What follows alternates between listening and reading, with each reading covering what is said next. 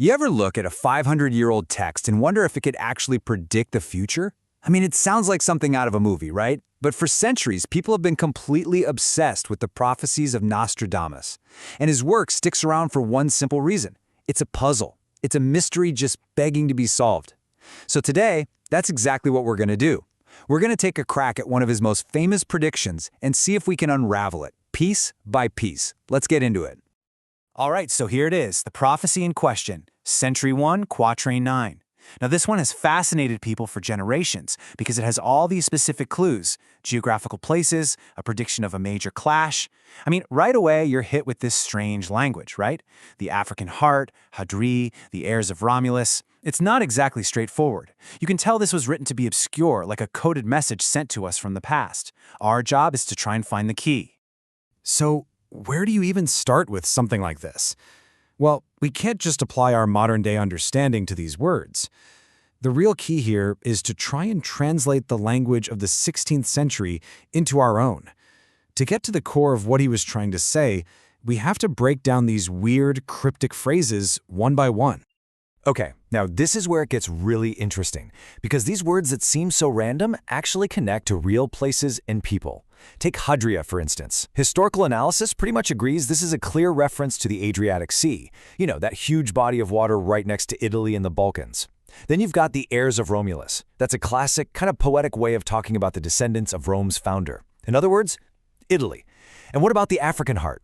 Now this is the most debated part. Most interpreters see it less as a single person and more as the spirit or the origin of a powerful force that has its roots in Africa.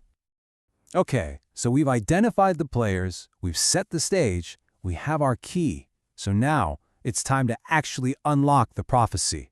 Let's put these pieces back together and see what happens when we translate this 500-year-old verse into a clear, modern sentence. What is Nostradamus actually describing here? And just like that, the fog starts to lift. The cryptic verse suddenly becomes this chillingly specific story. You have a power coming from the east with this African spirit, and it's going to cause turmoil for Italy and the Adriatic. And it's not acting alone, it's going to be backed by a Libyan fleet. And the flashpoint, the center of all this chaos? Malta and the little islands all around it.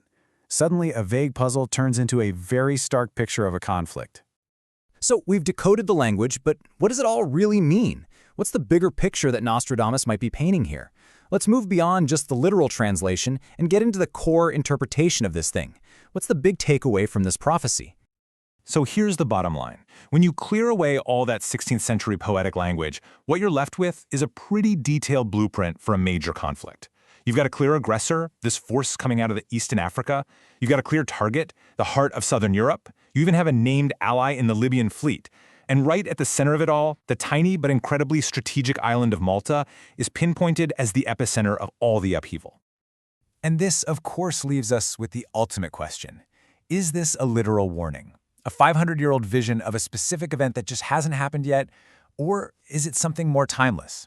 A metaphor for the kind of geopolitical pressures that have shaped the Mediterranean for centuries. Honestly, whether you believe in prophecy or not, you have to admit one thing is clear. The tensions he describes in this quatrain feel eerily familiar. And maybe that's the most chilling prediction of all.